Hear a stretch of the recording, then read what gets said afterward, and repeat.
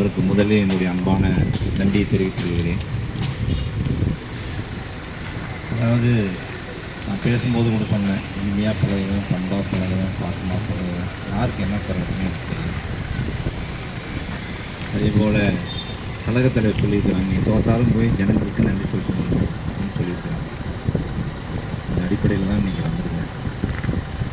அதே போல் 33,114 வாக்கு வித்தியாசம் நான் தோன்றிருக்கேன். நானே நினைக்கல ஒரு 5000 ஜெயிச்சிடலாம் அப்படின்னு தான் கணக்கு போட்டேன். அது முடியாத போயிடுச்சு.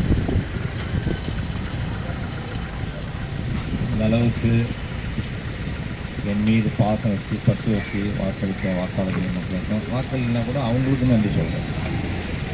அதே போல் நான் இவ்வளோ ஓட்டுலாம் நான் பார்ப்பேன்னு நினைக்கிறேன்.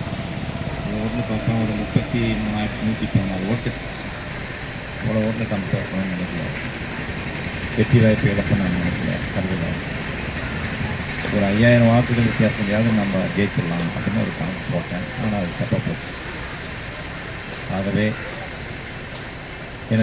எனக்காக திராவிட முன்னேற்ற கழக கூட்டணி கட்சி சார்ந்தவங்களாக இருந்தாலும் சரி, இல்லை மத சார்பற்ற கூட்டணி கட்சியினுடைய சார்பார்ந்த இந்த ஆள்வாக சரி, வாக்களித்தவர்களுக்கும் நன்றி, வாக்களிக்காதவர்களுக்கும் நன்றி என்று கூறி இந்த நல்ல நிகழ்ச்சி ஏற்பாடு செய்த அனைவருக்கும் என்னுடைய அன்பான நன்றியை தெரிவித்துக் கொண்டு வாய்ப்புக்கு நன்றி கூறி விடைபெறுகிறேன். நன்றி, வணக்கம்.